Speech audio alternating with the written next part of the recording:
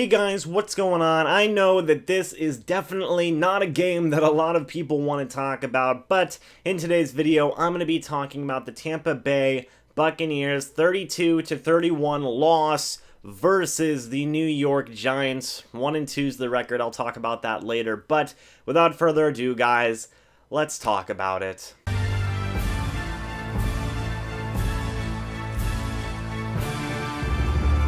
I want to talk about the positives first, okay? And I know that that's a tough thing to do right now. Every single person, from Buccaneers media to Buccaneers fringe media, to the fans, I get it. Okay, we all want to point out the negatives right now, but I do want to first talk about some of the positives that were in this game, and I think that there were a decent amount of positives to take away from this game, some stuff that you really can build off of. The first thing that I want to tip my hat to for the Tampa Bay Buccaneers is their run defense. This is the second week in a row that they bottled up an all-star level caliber running back. They did it with Christian McCaffrey last week. They did it with Saquon Barkley this week, all up until he got injured due to a hit from Mike Edwards. You hate to see it. I hope Saquon Barkley is okay. But yes, I do got to tip my hat to the Buccaneers front seven. Guys like Ndamukong Suh, Vita Vea, they just continue to be absolute monsters in the run defense on that defensive line. And William Golston's really looked strong as well. I can't say that enough. I have been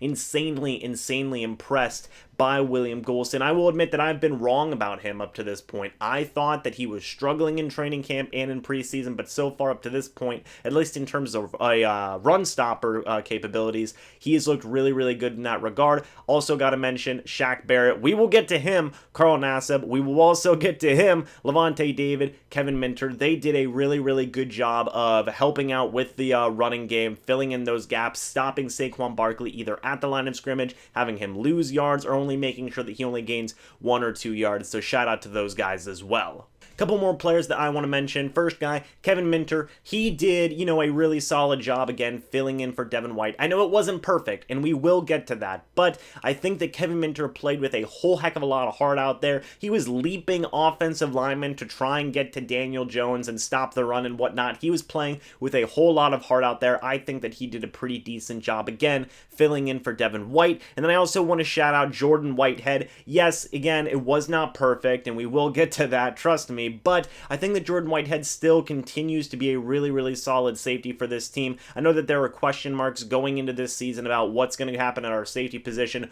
Jordan Whitehead, he's quieting those questions more and more as he continues to play on, which I love to see. He's just been absolutely great so far. Still an insanely sure tackling machine. He has looked really good. I also got to shout out guys like Carlton Davis and Vernon Hargreaves. They also did a pretty decent job tackling as well. Again, there were some negatives to this secondary's game, and like I said, we will get to that. I'm not saying that it was perfect, far from it, but I will say, at least in terms of run defense, this defense did a really good job. Now I want to focus on a little bit more of the stars of this game for the Buccaneers, both on the offensive and defensive side of the ball. We're going to talk about the offensive side of the football first. First guy that I want to mention, the big man, Mike Evans. He came back in a strong way in this game, okay? It all started off in week 1. He had the flu. He was not feeling good under any circumstances. He really struggled in that game to get anything going. He was also going up against Richard Sherman. And then versus the Carolina Panthers, I don't know if it was a combination of the flu and the fact that the Carolina Panthers were really doing their darndest to stop Mike Evans, but he also very much struggled in that game as well. But this game was completely different. He tore up Janoris Jenkins in this game so badly. Mike Evans finished the game with 8 receptions, 190 yards, and three touchdowns, okay? That's a really high number in terms of overall production for a game. So very happy to see. I like that the offense is focusing on getting Mike Evans the ball. It works, okay? It really does work. Mike Evans, top 5 wide receiver in the league easily. So I was happy to see him get the ball again. I was very impressed with what he was able to do. It seems like he's pretty much fully recovered from the flu, so I hope to just continue to see similar output to this in the future. Second guy I want to shout out is quarterback Jameis Winston. Now, again, wasn't perfect. I cannot say that enough because obviously the Buccaneers lost. Of course it wasn't perfect, but Jameis Winston had a good game all things considered. Winston finished with 23 of 37 pass completions to attempts,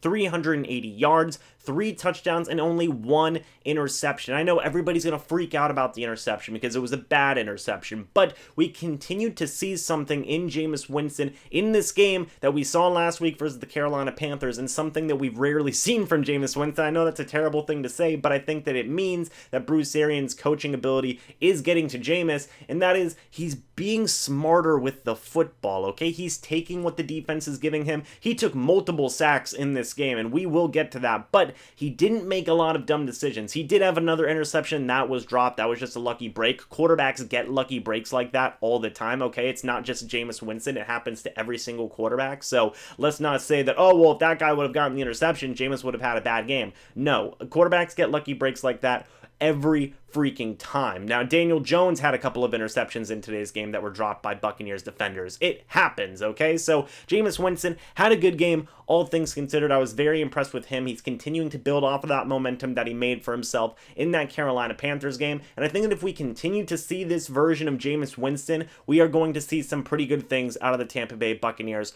for the rest of the season, at least in terms of quarterback play. Next 2 guys that I want to talk about are Ronald Jones and Peyton Barber, the running back duo for the Buccaneers, who both had pretty productive games, all things considered. Let's talk about Ronald Jones first, because he played so good in this game, okay? He had 14 carries, 80 yards, and then he also had 1 reception for 41 yards. It was a beautiful screenplay. Ronald Jones finished with 121 total scrimmage yards. It's crazy, right? It's so crazy what happens whenever you give your second-round pick running back the football, cough, cough, Dirk freaking Cutter. Can you see what happens now when you give a guy like Ronald Jones the football? He goes out there, he does his work, and he can be productive. Peyton Barber, also in his role, he did a pretty decent job in his own right. He was fighting for extra yards. He finished the game with 13 carries, 48 yards, and 2 receptions for 7 yards. I like the combination of running backs that the Buccaneers have going on right now. You have both these guys who are just absolutely digging, clawing, scratching for every single yard that they are gaining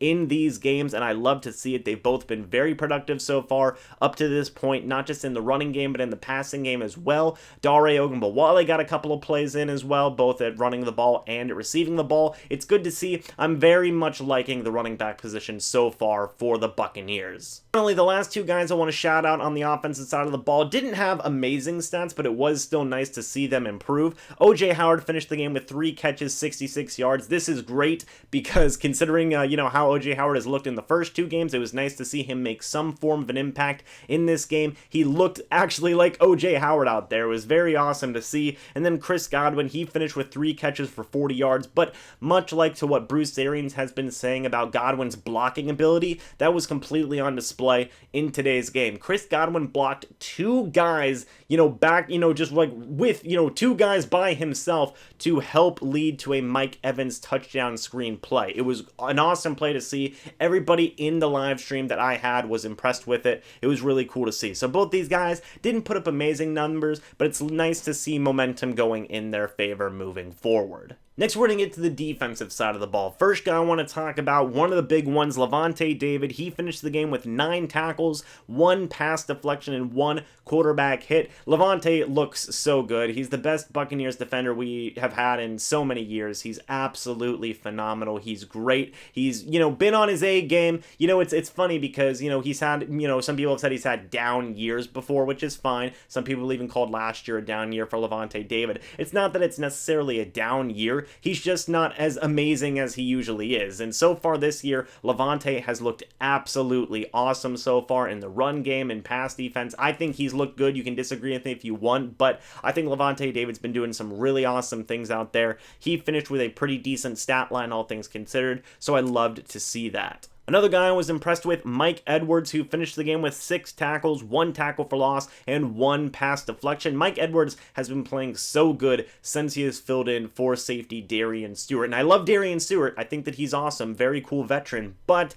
to see Mike Edwards come in, the rookie, and have such an impact on this defense so early on, he's doing some really awesome things. It makes me excited for the Buccaneers safety group that we have right now. They're young, and so far guys like Jordan Whitehead and Mike Edwards are coming into their starting starting roles and making an impact right away. So I want to continue to see this momentum going up for a guy like Mike Edwards. Again, I know it wasn't perfect, but Mike Edwards, I thought, did a pretty good job, pretty sure tackler, all things considered. He might have missed a tackle here or there, but he was going up against Saquon Barkley and making some really good tackles against him, which is always a good thing to see. Second to last guy I want to talk about here before we get to the big one, my player of the game, is Carl Nassib. Now, Carl Nassib finished with 4 tackles, 1 tackle for loss, 2 quarterback hits, 1 sack, and 1 fumble recovery. That, is a pretty good stat line in my opinion, okay? And I even talked in the live stream about how I haven't seen much from Carl Nassib in the first 2 weeks that has made me been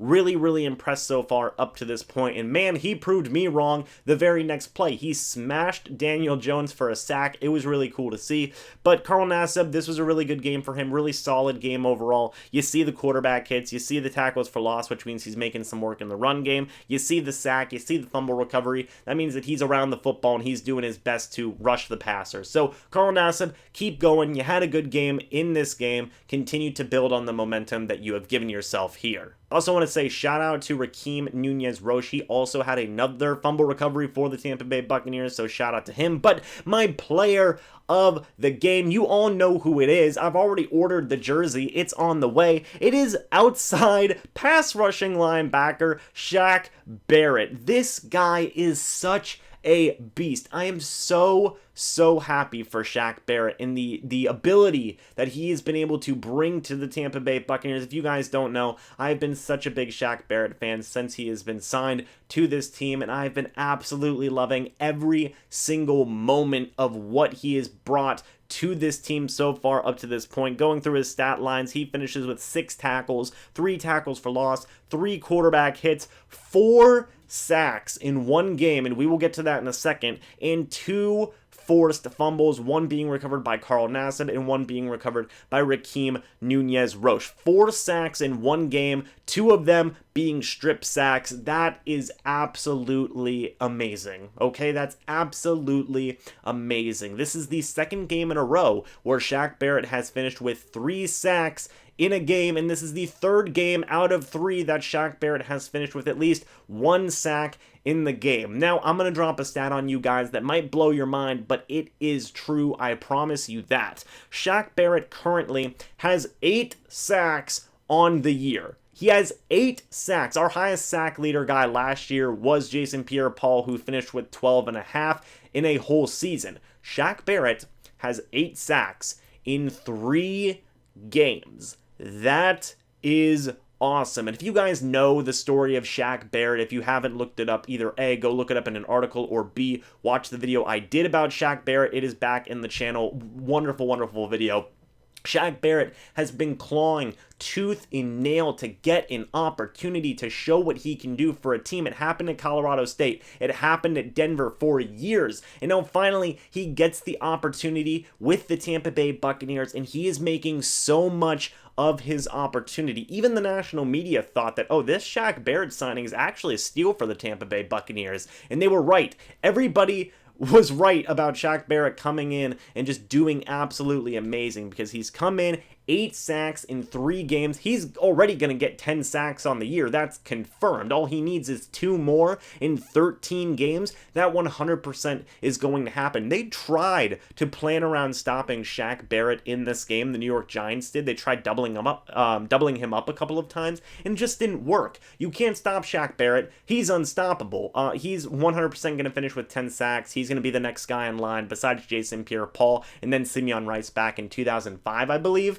And he's going to be a Pro Bowler 100%. I believe that with all of my heart. He's going to be a Pro Bowler. I could gush for hours about Shaq Barrett. He's going to be a Pro Bowler. He's going to get 10 sacks. Now, Jason Light, I please beg of you, you need to lock down Shaq Barrett to a long-term contract extension by the end of the year. I would hand him the contract tonight or even tomorrow, okay? You need to lock this man down. It's one of his best free agent signings, if not his best free agent signing. I think it is, in my opinion, so far. I know I don't want to jump the gun here, but so far, this is looking like the best free agent signing Jason Licht has ever made. You know he's going to want to keep Shaq Barrett. I am so excited to see what he can do for the remainder of the year. I don't think he's going to break the sack record or anything like that, but I made the prediction of I think he could reach 16 or 16 and a half sacks by the end of the year. Let me know what you guys think about that down in the comment section below, but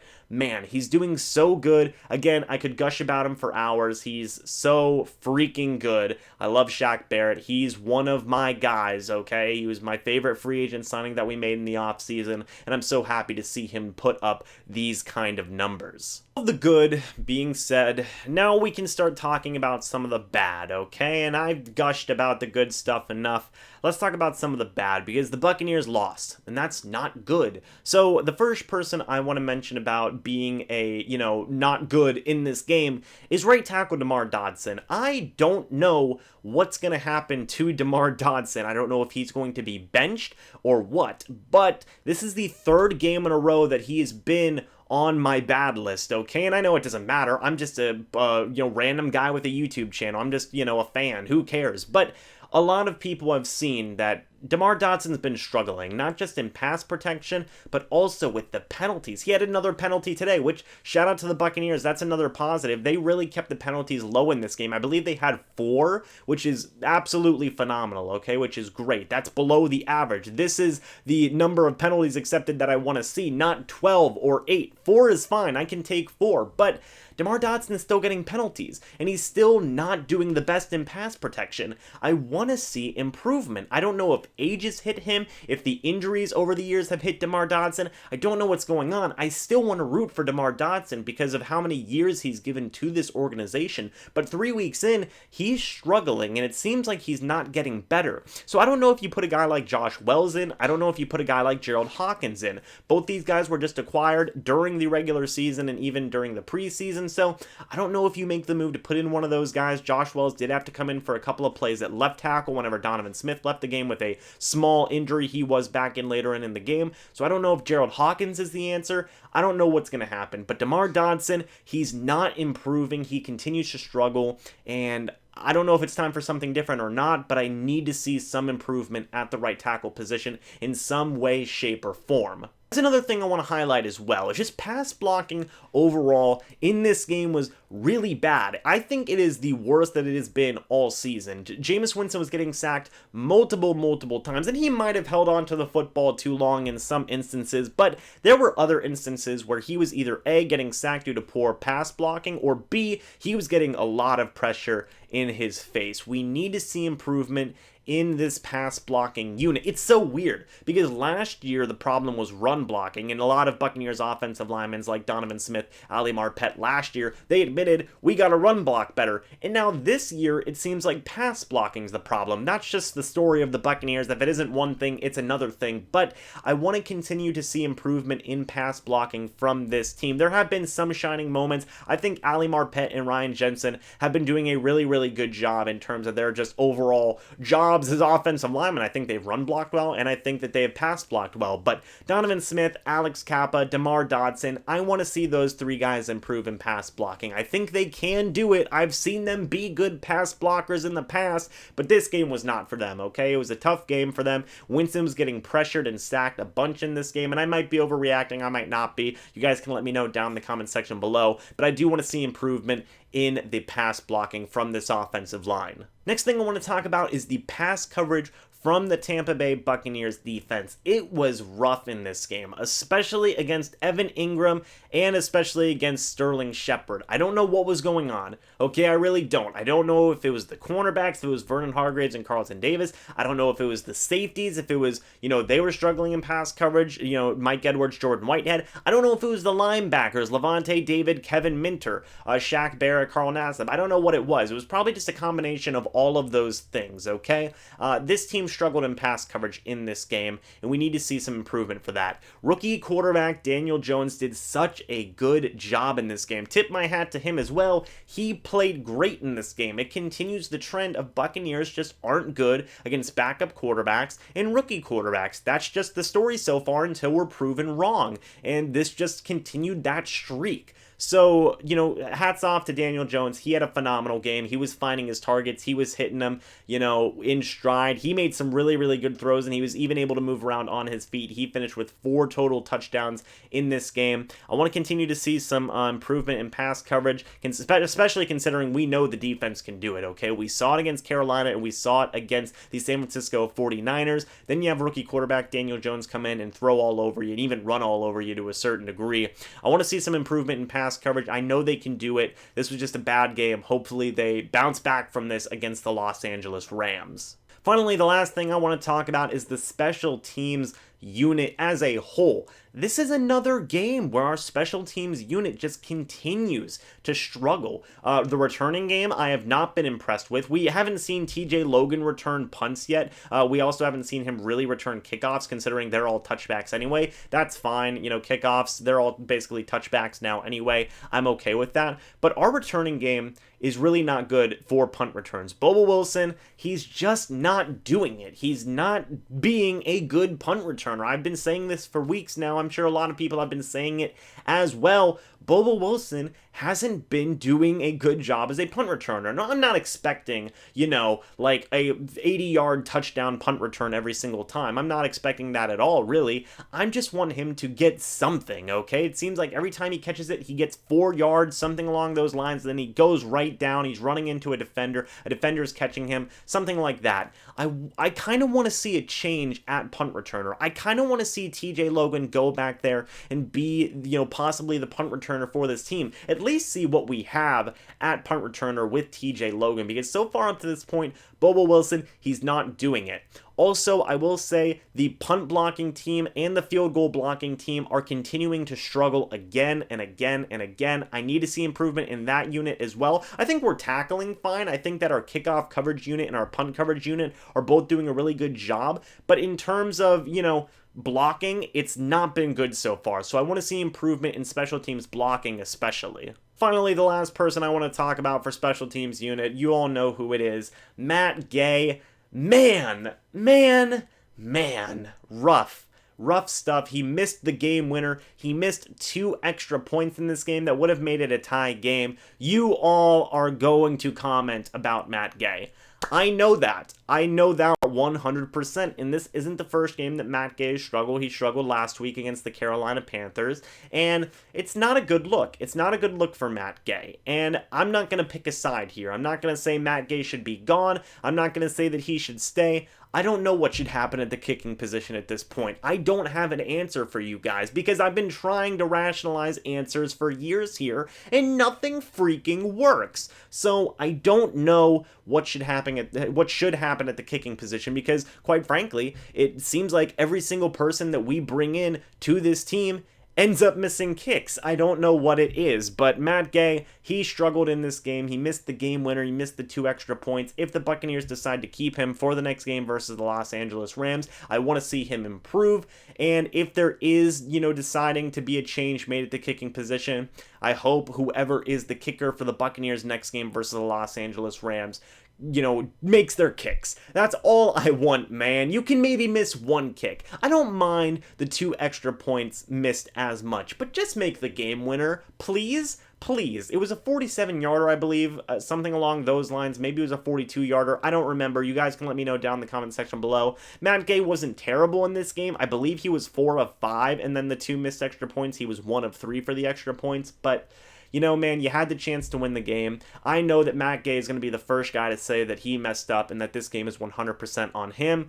And I respect him for that. I 100% respect Matt Gay for doing that. That's cool. That's awesome. But, at the end of the day, he did, not kick the game winner. Obviously, we shouldn't have been in that kind of position, but still, you want your kickers to make those kind of kicks. So I respect Matt Gay. I love the heck out of him. I'm still rooting for him. I still want him to do a good job. If a change happens, it is what it is. If Matt Gay stays, I'm also fine with that as well. So, you know, man, he did struggle, and that sucks. That's all I gotta say about that. But guys, with all of that being said, you know, I'm pretty much over this loss at this point. I know it sucks, and I know it stings, and I know we all want to crucify Matt Gay on a cross for the most part. Not everybody. I don't want to do that, and I know a lot of you guys don't want to do that as well, but I know we just want to, you know, freak out and try and do something, you know, just snap our fingers, and, you know, there's big changes that have swept the team, but at the end of the day, there's nothing we can do. We're just fans, and we all just gotta be here together. Just move on to the next week. That's all we can do. That's what the team is going to do. That's what Bruce Arians and his coaching staff are going to do. That's what the players are going to do. And I would only say that we have to do the same thing. We can't linger on this loss. I know it sucks. We're still 1-2. We're still second in the division right now behind the New Orleans Saints. The Atlanta Falcons, they lost. I believe the Carolina Panthers won, but we still have tiebreakers over them right now. The New Orleans Saints are the only team ahead of us in the division right now. We just got to focus ahead to our matchup against the Los Angeles Rams, which I know people are going to say that that's a tough matchup and, oh, we're going to lose. Don't count the Buccaneers out, guys. They can win any game. You all know that. But I know this loss stings, and I know it's not fun, but we got to stick together as a fan base because, you know, that's just all we can do. We can't sit here and fight each other about, you know, what went wrong and who's good and who's bad and stuff like that. We can't do that. We just got to stick together as a fan base. And I know that that might be me trying to be peacekeeper and, oh, James is flaking out or whatever. And, you know, I'm just trying to keep this, you know, I just want this fan base to stay together, okay? And be unified behind our team. That's all I want. But, guys, thank you so much for watching this video. I hope you all enjoyed. Let me know what you thought about this game down in the comment section below. Who did you like? Who did you not like? Please let me know down in the comment section below. And, you know, I'll have some more videos coming out later on this week talking about our matchup against the Los Angeles Rams and players we need to look out for, as well as previewing that game. So, guys, thank you so much for watching this video. I hope you all enjoyed. But until the next video or the next live stream, I'll see you guys in the next one. But until then, and as always, guys, goodbye for now. And I'm always going to say this, go Bucs!